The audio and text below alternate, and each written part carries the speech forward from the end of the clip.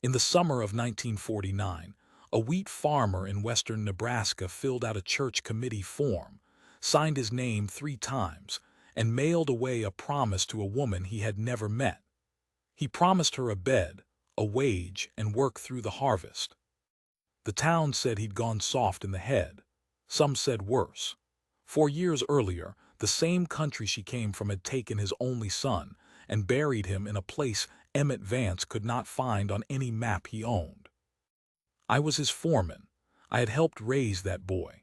And when I watched that German girl step off the 2 o'clock train with a cardboard suitcase tied shut with clothesline, I thought, this is a man digging his own grave and calling it kindness. I was wrong about almost everything that summer. But here is what I still can't tell you even now, with the tally book open in front of me and my hand shaking the way it does. The girl who stepped off that train was not the girl whose name was on the papers. And Emmett Vance never once asked her why. The train was 2 hours late, and Emmett would not sit down. There was a bench on the depot platform at Grant, painted green about 4 administrations ago, and it had held every kind of grief this county could produce. Emmett stood beside it with his hat in his hands like a man at a graveside. He had shaved. That was the thing that got me. 62 years old, hadn't shaved on a Tuesday since Marion died, and there he was with a nick under his jaw and his good shirt buttoned to the throat in 94 degrees. I wrote it in the tally book. July 6, 94 degrees, no wind, shaved. I keep a tally book because my father kept one and his father before him, and because a man who writes down the weather every day for 40 years eventually learns he has written down his whole life without meaning to. Rain and calves and prices. Somewhere in there, a war. Somewhere in there, Nav. 22 1944, telegram, and then 11 blank days I never filled in and never will. You could sit, I said. I could. That was the whole conversation. Emmett Vance rationed words the way a drought-year man rations well water, and I had known him 31 years, which meant I had heard him say maybe 4,000 of them. Half the town found business at that depot. Doyle Kessler had no earthly reason to be checking freight schedules on a Wednesday, but there he was, leaning on the doorframe, chewing a matchstick down to splinters. Doyle came home from Italy in '45 with a metal plate above his knee and a brother left behind at Anzio, and he had been standing in doorways ever since, waiting for something to happen that he could be angry at. Today he had it. The 2 o'clock came in at 4:10, dragging heat and cinders. Steam laid itself across the platform, and out of it she came, and the first thing I noticed was that she came down the steps sideways, one hand on the rail, the way a person does when they've learned that stairs can be taken from them. She was maybe 22, thin the way that isn't fashion, brown dress washed to the color of dishwater, and a cardboard suitcase with a length of clothesline knotted around it twice, and shoes that had been good shoes once on some other person's feet in some other country. She stopped 3 feet from Emmett, looked at him, looked at the hat in his hands. "Mr. Vance," she said, not a question, she said it fonts. Emmett opened his mouth. Nothing came out of it. I have thought about that silence more than I have thought about most of my marriage. He stood there with his mouth open and his eyes going wet, and this girl watched him do it without moving, without flinching, without the mercy of looking away. And I understood that she had seen men fall apart before and had learned it was rude to notice. "Caithe," he finally said. "He got it wrong, Caithe Brandt." Something moved across her face, fast, half a second less, the way a hawk's shadow crosses a road. "Yes," she said. "I wrote that down later too, though I couldn't have told you why." She hesitated at her own name. The drive out to the place was 19 miles of section road, and nobody said a word for 11 of them.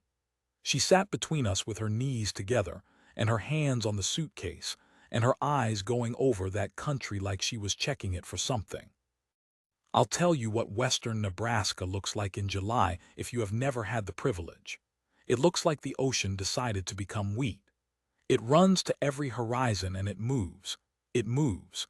big slow swells of it going silver, then gold, then silver, and there's a sound to it that isn't wind and isn't water, and that I have never once been able to describe to anybody who hasn't stood in it. At mile 12, she said, so much. Emmett's hands tightened on the wheel. So much, and nobody has burned it, she said. Neither of us had one thing to say to that. She said nothing else the whole way in. Here is the part I have to explain, and I have never explained it well. The papers came through a Lutheran committee in Omaha, and there were forms, and half the forms contradicted the other half, and a man in a suit came out from Lincoln to look at the bunkhouse and ask Emmett if he understood he was legally guaranteeing this person housing and employment, and that he could not turn her out. Emmett said he understood. The man from Lincoln said a great many farmers were signing these assurances and then complaining when they got a school teacher who couldn't drive a tractor. He said it like a joke. Emmett said, I'm not complaining. I stood in the yard afterward and I said the thing I'd been sitting on for 6 weeks. I said, Emmett, they killed Daniel. I said it flat and mean, and I watched it land. And he looked at me, and I have known his face since it had no lines in it at all, and he said, who's they, cow? Then he went in the house and shut the door, and I stood out there in the dark for a while with my tally book in my shirt pocket, and I did not write anything in it that night. She was up before either of us. I came out at 4:40 with the coffee not yet in me and the yard light throwing everything long and strange, and there was a lamp on in the kitchen window of the main house. Marion died in January of 46. Emmett hadn't opened that kitchen since. He ate at the bunkhouse table with me and the seasonal boys, and I want you to understand that a man who does that is not saving himself trouble. He is refusing to walk into a room. The girl had scrubbed it. 3 years of dust and mouse sign and a dead radio and a calendar still hanging on January, and she'd gotten down on her knees and taken it apart. She had the windows open. She had the stove blacked. She had Marion's blue bowls stacked and washed and set back exactly where Marion kept them, which she could not have known, which she could only have guessed from the shape of the dust rings, and I stood in that doorway with my mouth open like a landed fish. There is bread, she said, not turning around. It is not good. The flour here is very strong. Emmett came in behind me. I watched him look at his wife's kitchen. I watched his eyes go around it, stove, table, windowsill, the blue bowls. I watched him look at the calendar, which she had not taken down, which she had left hanging on January 1946 because she had understood something about it, and I saw the exact moment his face came apart. He didn't make a sound. He put his hand flat on the doorframe and he stood there, and it came out of him silently for maybe 15 seconds, and then he turned around and walked out into the yard. She kept her back to the room the whole time, kept working the rag over the same clean spot on the counter, around and around. When his boots hit the gravel, she stopped, and her shoulders dropped about an inch, and she stood there breathing. Then she cut the bread. The wheat was ready, and there was nothing to be done about anything except cut it. I want to say something about harvest that the picture magazines never say. It is not romantic. It is dust in your teeth and chaff down your collar working itself into your armpits and the small of your back until you bleed there. And it is 14 hours on a machine that shakes your bones loose. And it is the knowledge sitting in your stomach the whole time that the year, the whole year, the banknote, the winter, the seed for next spring is standing in that field. And a storm 40 miles wide is somewhere out over Colorado deciding what to do with itself. We had the old Massey and a case tractor, and 3 hired boys from town who came and went depending on whether their mothers needed them. And we had her. Emmett put her on the truck, hauling from the combine to the elevator, which is a job for a person, not a job for a good person, and I think he meant it as a kindness. She drove that truck like it had insulted her. Second day. The elevator man in Grant found a reason to make her wait 40 minutes in line while 3 trucks that came after her went ahead. She sat in the cab in that heat and did not say one word, and when he finally weighed her, he shorted her 12 bushels on the ticket, and she took the ticket and looked at it and looked at him and said, "This is wrong." He said something. I wasn't there. Doyle Kessler was, and Doyle told it around town for a week like it was funny. What she did was get back in the truck, drive 19 miles home, get the previous day's ticket, drive 19 miles back and put both tickets on the counter side by side and stand there. Not shouting, standing. She stood at that counter for an hour and 10 minutes while men came and went around her, and at the end of it, the elevator man reweighed and paid her the 12 bushels and did not look at her, and she said, "Thank you," and left. 3 hours of daylight gone, in harvest, for 12 bushels of wheat that came out to about $1 and change. When Emmett heard, he didn't say anything for a while. Then he said, "Good." I said that was 3 hours. And he said, "Cal, they'll do it again next year if she lets it go this year." I have thought about that too. She had habits. She counted. I noticed it in the second week. Loading the truck, she'd touch the sideboards and her lips would move. Setting the table, she'd count the forks twice. When the boys were around, she did it silently, and when she thought she was alone, she did it out loud in German, quiet, eins, zwei, drei, like a woman saying a rosary. She flinched at aircraft, not the crop planes, she'd seen those and made her peace. But if something came over high and out of sight, just that sound with no plane attached to it, she'd stop wherever she was. Whole body still, head down slightly, not up. That's how I knew. People who are curious look up. And she saved bread. Every meal, whatever was left on her plate, into her apron pocket.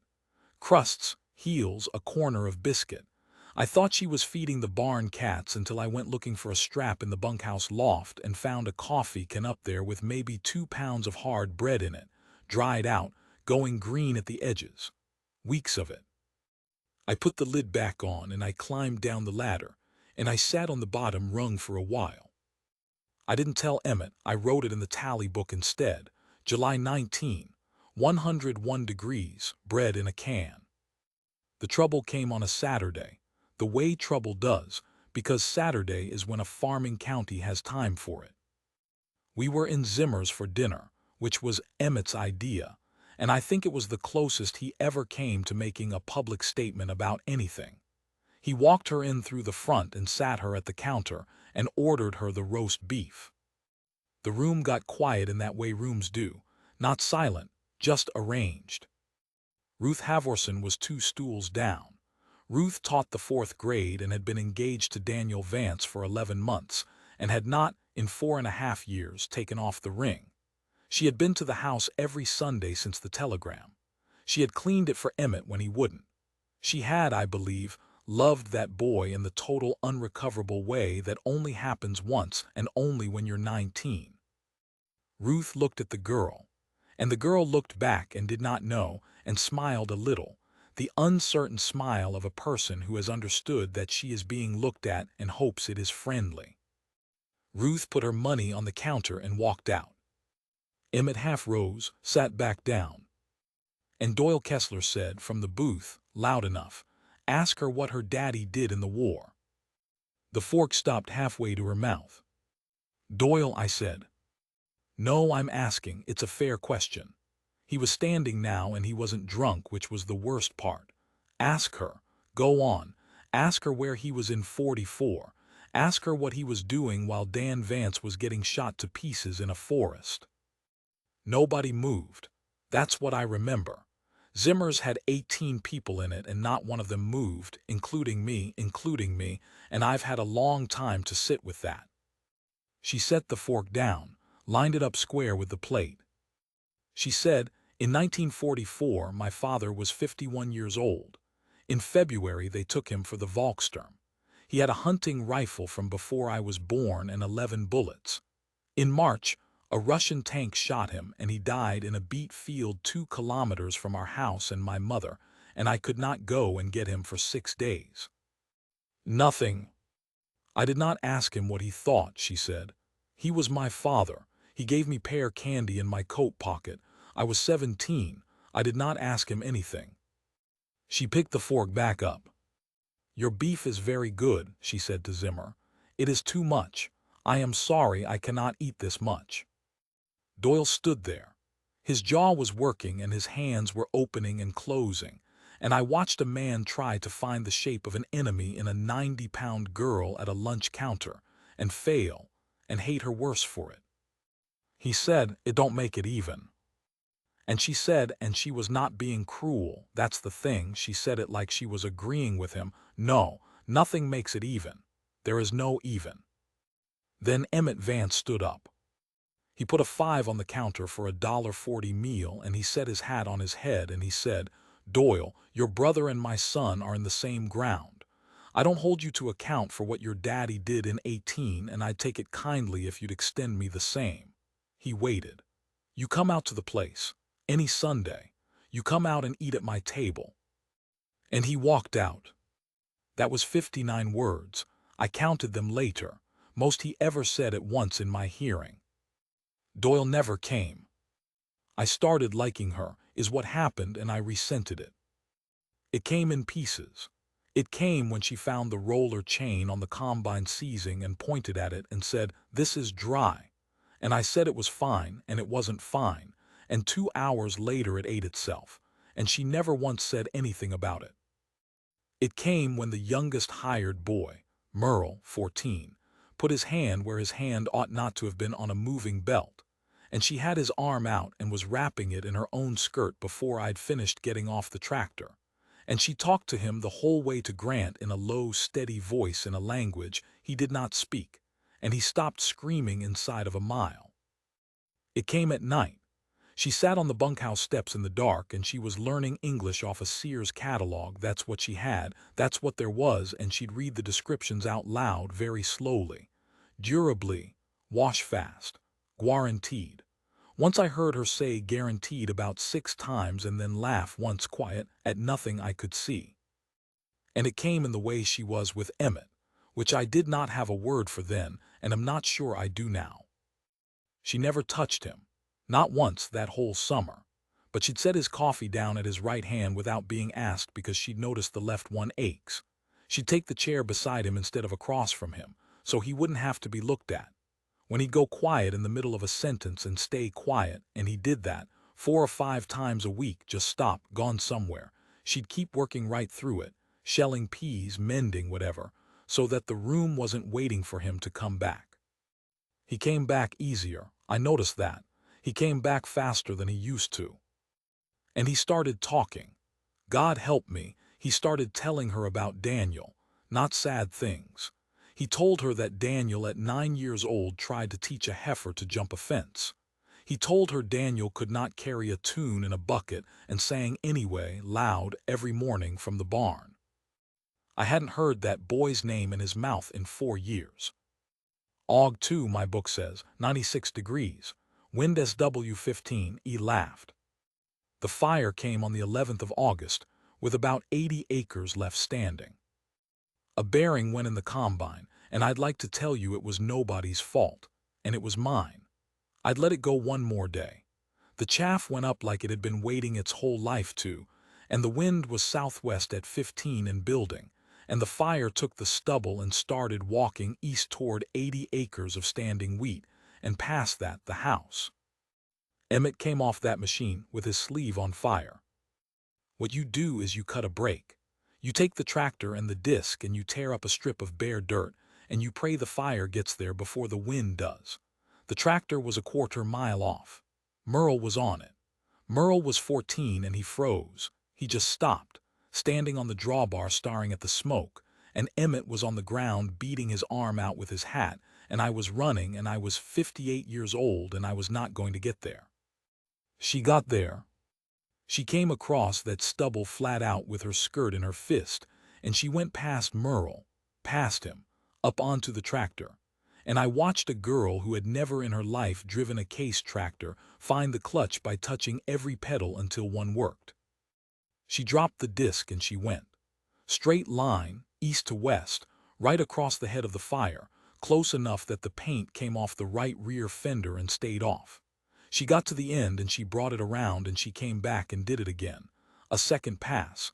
cutting the break wider, and by then the wind had turned the fire's edge over and it hit that bare dirt and stood up and clawed at it and came apart. 80 acres. We lost 40 of the stubble and none of the standing and none of the house. When she came off the tractor, her hands wouldn't work. She couldn't unbend her fingers. She just stood there in the smoke holding her hands up in front of her like something she'd found and didn't know who to give it back to. Emmett went to her. His shirt sleeve was gone and the arm under it was already blistering, and he never looked at it once. He didn't say anything. He just stood there in front of her and his shoulders were going, and he was making a sound I had not heard a man make. And she said it in German, and I didn't have any German at all, but I have carried the sound of it 37 years and I would know it anywhere. She said something very short, 3 words maybe, in a voice I had only ever heard used on children. And Emmett Vance, who had not been touched in 4 years, who had shaved for a stranger, put his forehead down on that girl's shoulder and stood there in the burnt stubble and wept. She held the back of his head with one hand. Her fingers still wouldn't close all the way. And I turned around and I walked off across the black ground, and I put my hands on my knees, and I thought about the coffee can of bread in the loft, and I did not understand one single thing about the world. That night I couldn't sleep, and I went up to the house. The lamp was on in the front room. Emmett was in the chair with his arm wrapped and his head back and his mouth open, gone, done, out cold at last. There was a glass on the table and it hadn't been touched.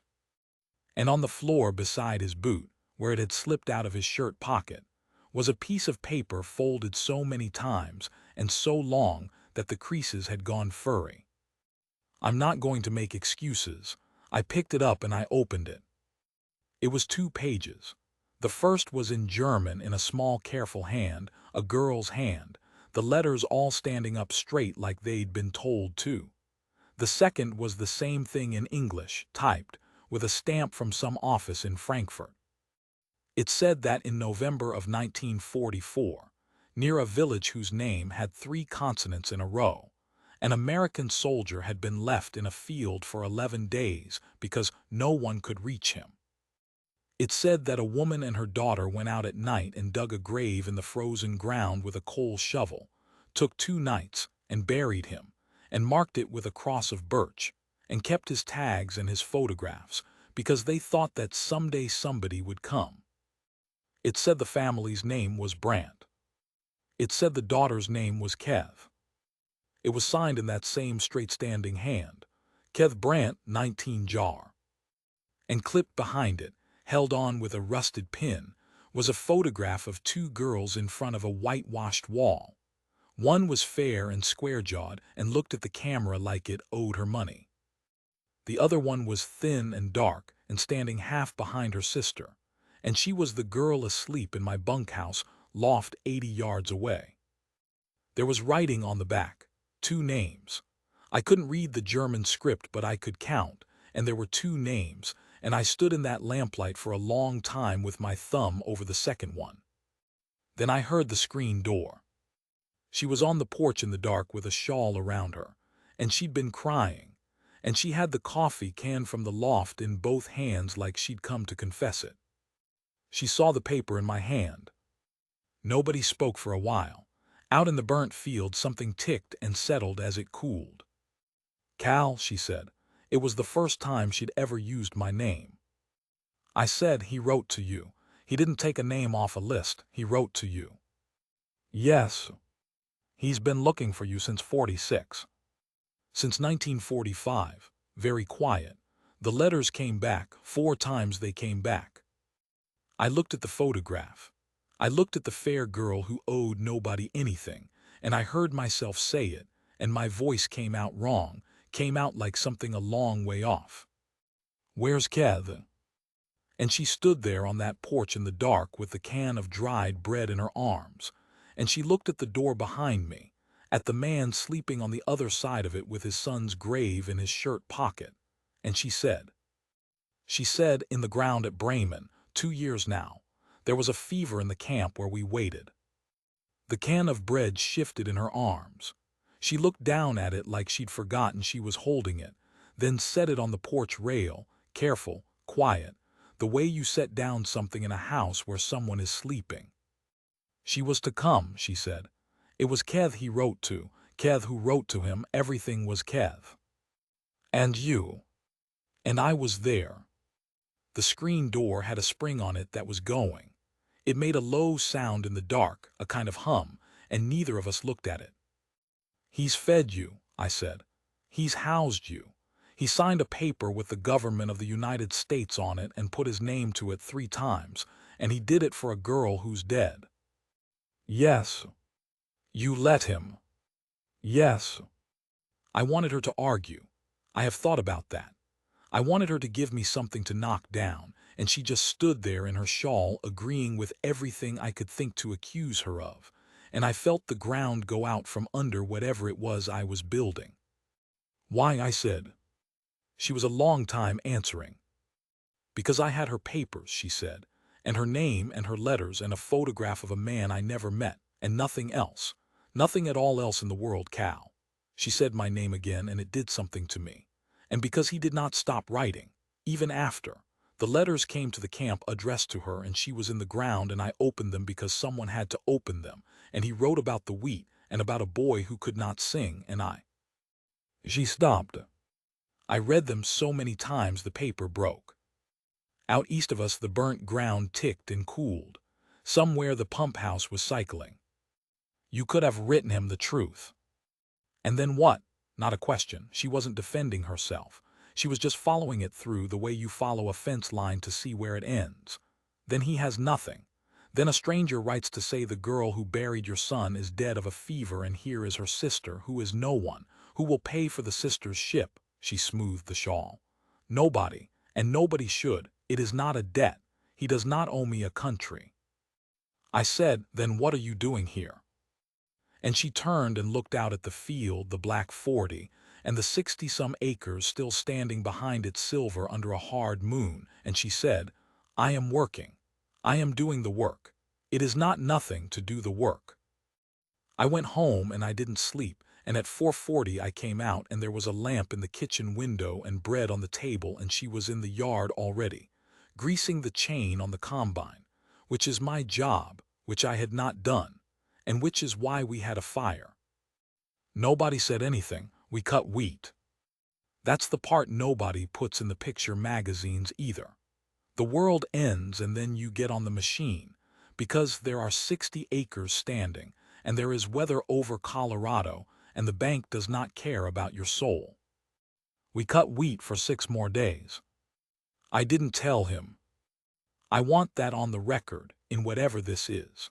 I sat on it for 11 days, and I told myself 100 reasons, and every one of them was some version of not yet, and if you want to know the truth, some version of he'll break. Then the letter came from the resettlement office in Lincoln. It came on a Thursday, and Emmett read it standing at the mailbox with his hat pushed back and his burned arm still wrapped, and he read it twice, and then he walked the 1/4 mile back up the lane and set it on the kitchen table. The Lutheran Committee had found her a permanent placement.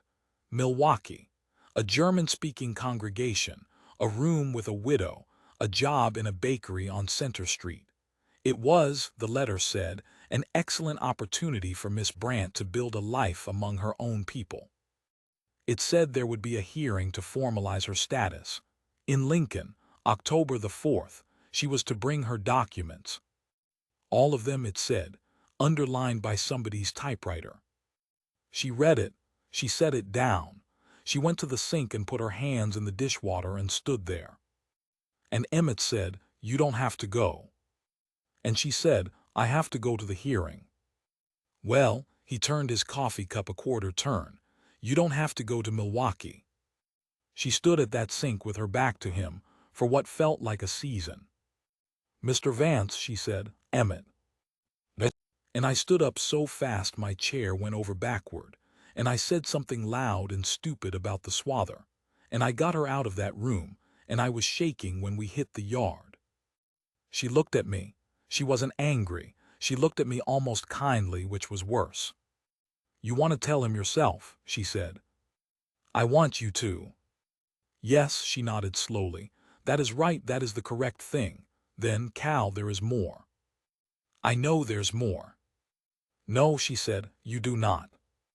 She told me first because she could not tell him first, and she has never once in all the years apologized to me for that, and I have never once wanted her to. We sat in the swather shed on two upturned buckets with the doors open, and the heat standing in the doorway like a man who wouldn't come in. It was November of 1944, and there was snow already, and the front had gone through their village twice in 9 days, east then west then east, and by the second time there was nothing left in the cellar but beets and a jar of pears. On the 10th of November her mother saw a man lying in the beet field, 200 meters out, American helmet. He'd been there since the shooting the night before. They did not go. You didn't. There were Feldgendarmerie in the village that week, and a boy from 3 houses down had been hanged from the schoolyard pump for less. So they did not go, and the snow came, and on the second day. Here she stopped. Her hands were on her knees and they were still. On the second day, from the upstairs window, she saw him move. She was 17 years old. She saw an arm come up out of the snow slow and go down again, and she stood at that window with her mouth open, and she did not call her mother. She did not go down the stairs. She stood there and she watched the arm come up a second time and go down, and she counted 1, 2, 3. She counted to 100, and she told herself if it came up again she would go. It did not come up again. She counted to 104 more times. Then she went and lay down on her bed with her coat on and her shoes on, and she stayed there until it was dark, and then it was the next day. They went out on the night of the 15th, her mother and Keith and her, with the coal shovel and a lamp with a rag over it, 5 days after the arm. The ground was frozen a foot down, and it took them 2 nights, and Keith did most of it because Keith was the strong one, and Liesel, that was her name. That is her name, Annelies called Liesel, and it took me 11 days and a shed and 2 buckets to learn it. Liesel held the lamp. That's all she did, she held the lamp. She was the one who found the tags. She was the one who went through his pockets because Keith couldn't, and there were 2 photographs, a woman in a garden and an older man standing next to a truck squinting into the sun with his hat in his hand. She said, I knew his face before I knew his name. And she said, he was warm. I said, what? His face. She was looking at the shed floor. When we turned him, it was 5 days and it was -10, and he was not, the ground under him was not frozen. Where he lay, it was mud. Her hands started to move against each other the way they did. I have thought, so many times, perhaps it was nothing. Perhaps a body does that. I do not know. I am not a doctor. I have never asked a doctor. Cal, I have never asked anyone in 5 years because. She stopped again. Because if I ask, she said, somebody will answer. The bread in the can. You understand it now. You understand it the way I understood it sitting on that bucket all at once, like a hand closing. She wasn't hoarding against hunger. She had been hungry, God knows, and that was part of it. The body remembers before the mind agrees. But that was not the whole of it. She was keeping something back. Every meal of her life since 1944, she took a portion and did not eat it, and she put it away in the dark, and it went hard and it went green, and she never touched it, and she never threw it out. I asked her once, years later, when we were old enough to say things. I said, Liesel, who was it for? And she said, for nobody. That is the whole point of it. It is for nobody. She told Emmett on the last Sunday in August, on the porch in the evening, and she made me sit there while she did it, and I have never been so unwilling to be anywhere. She told it flat. She did not soften one edge of it. She told him about the papers and the fever in Bremen. She told him about the window and the arm and counting to 105 times.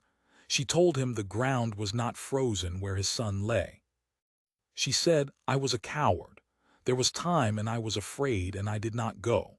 I have taken your food and your bed and your dead daughter-in-law's name, and I have let you speak to me about your son. And she stopped, and she waited to be destroyed.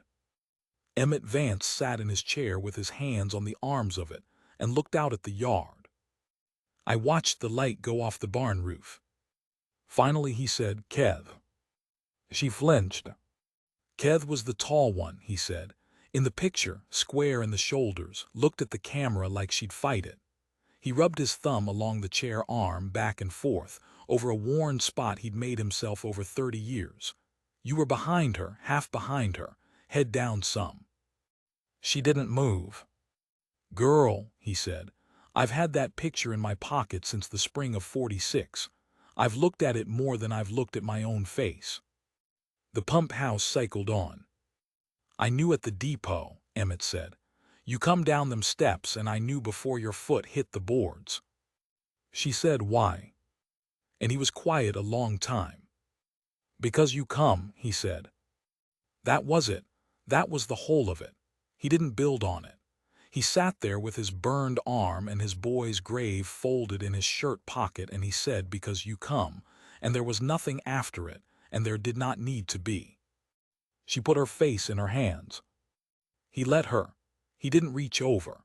He watched the yard and let her do it, and I have thought since that this was the single greatest act of mercy I ever saw a man perform, that he did not make her be comforted before she was done. When she stopped, he said, "The mud." "Yes." "You've carried that." "Yes." "5 years." "Yes." Nodded slowly at the yard. "Then I'll tell you a thing and you can do what you want with it." He turned his head and looked at her straight, and I saw his eyes, and they were dry and terrible. "In February of '45 a boy from Dan's outfit come out here. Wasn't right, he'd been hurt, but he come and he sat in that chair you're in, and he told me my son died at once. Instantly, he said, never knew a thing." He turned back to the yard. He was lying. I knew it then. I knew it while he was saying it. Whole outfit was scattered, and he wasn't within a half-mile, and he didn't know a damn thing, and he'd rode 2 days on a bus to sit in that chair and lie to me. He let out a breath. "I have been grateful to that boy every day of my life," Emmett said, "and I have never believed him for 1 hour." The wind came up and turned the mill. "You're the first person," he said, "in 5 years to tell me the truth about my son, and you paid to do it. You come 9,000 miles and worked my harvest and put out my fire, and then you paid." She said, "I did not do it to be forgiven." "I know you didn't." He set his hat on his knee. "That's the only reason it's worth a damn." Ruth Halvorson came out the next Sunday. Nobody asked her to. She drove up in her father's Plymouth with a rhubarb pie on the seat beside her, and she got out, and she stood in the yard for a minute working up to it, and then she came on. She sat at Marion's table with Marion's blue bowls behind her on the shelf, and she said, "Miss Brandt, my name is Annalise." Ruth took that. You could see her take it and turn it over and set it down. "Annalise." "Yes. They tell me you know where he's buried." I got up to leave, and Ruth said, "Sit down, Cal," without looking at me, and I sat down. Liesel got up instead. She went into the front room and came back with the folded paper and put it in Ruth's hands, and then she went to the window and stood with her back to the room, the way she did, so that the room would not have to be watched. Ruth read it twice. She said, "There's a cross. Birch, it will be gone now. It was only branches. But there was one. There was one." Ruth folded the paper along its furry creases, exact the way it had been. Her ring caught the light. "Was it cold?" she said. And Liesel turned around and said, "Yes, it was very cold, I am sorry. It was very cold, and there was snow on him, and my sister brushed it off his face before we," and she stopped, and she said, "before." Ruth Halvorson sat very straight in that chair for perhaps 10 seconds. Then she came apart, and Liesel crossed that kitchen and got there before I was out of my chair. And the two of them went down onto the floor together with their arms around each other and stayed there. I went out and stood in the yard. Emmett was at the fence with his back to the house. He didn't turn around. After a while he said, "Weather's turning." I said it was. He said, reckon we'll get a frost by the 15th. Sept 4, my book says, 78 degrees, wind and Ruth came out. I never could write the rest of it down. The hearing was October the 4th. Here's what she had. She had a dead woman's passage papers, a dead woman's affidavit of sponsorship, a dead woman's name on the assurance form Emmett had signed 3 times, and a photograph of 2 girls in front of a whitewashed wall with 2 names on the back. And she had a choice. The man from Lincoln had never met Keth Brandt. Nobody in Nebraska had.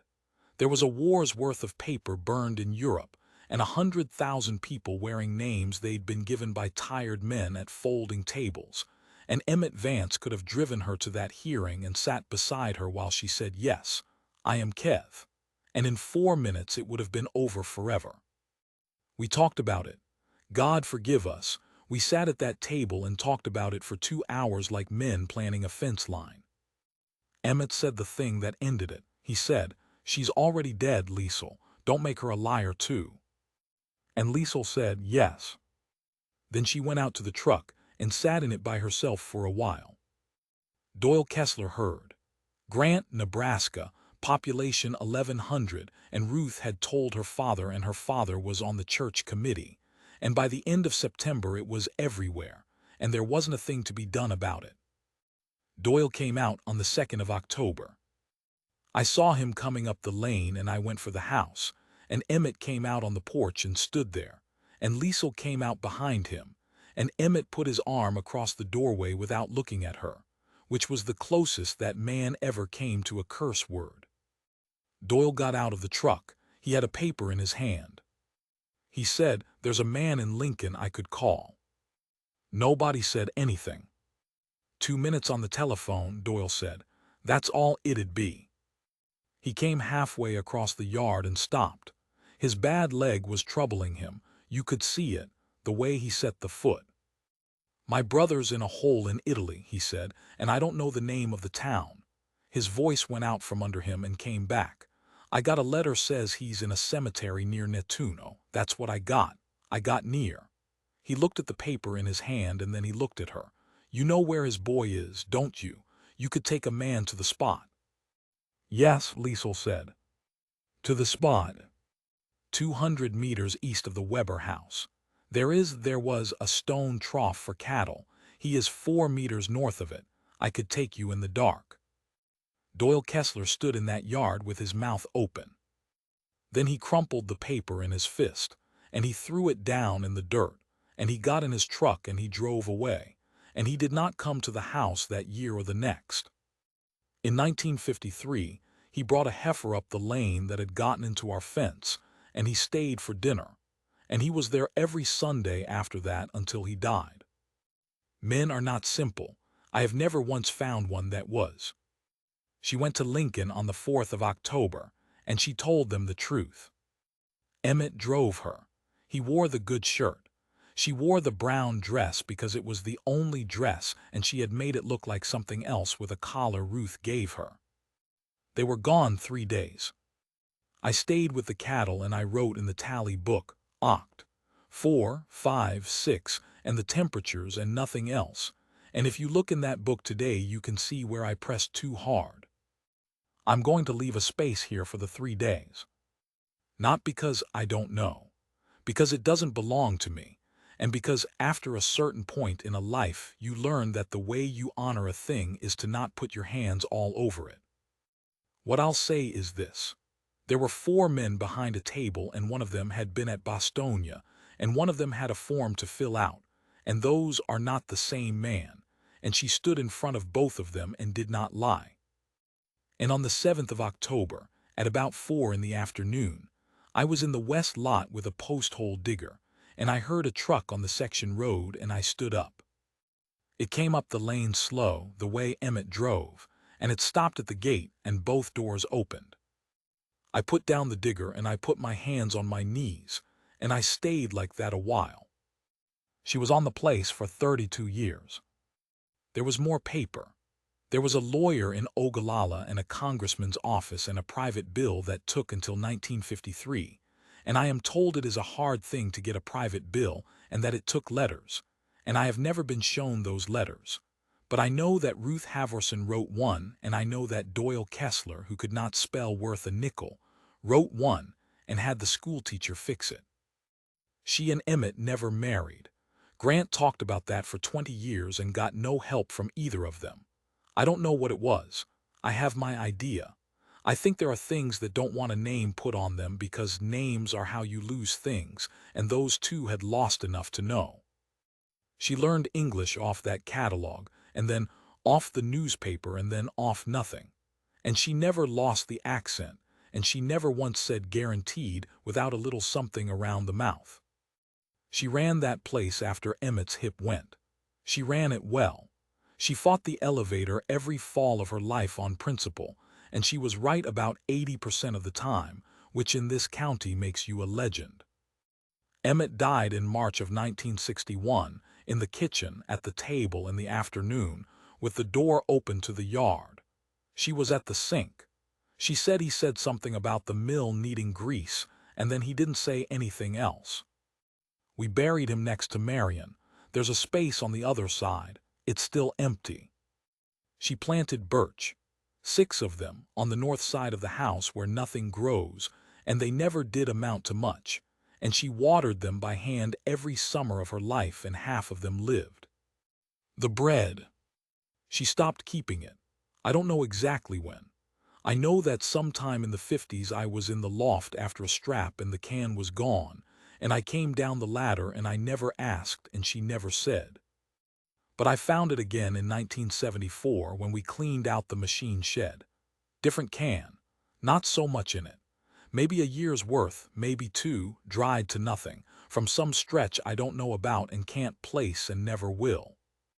I put the lid back on, and I put it where I found it. I'm 89 years old, and I have kept a tally book for 61 years. She died in the spring. It's in here.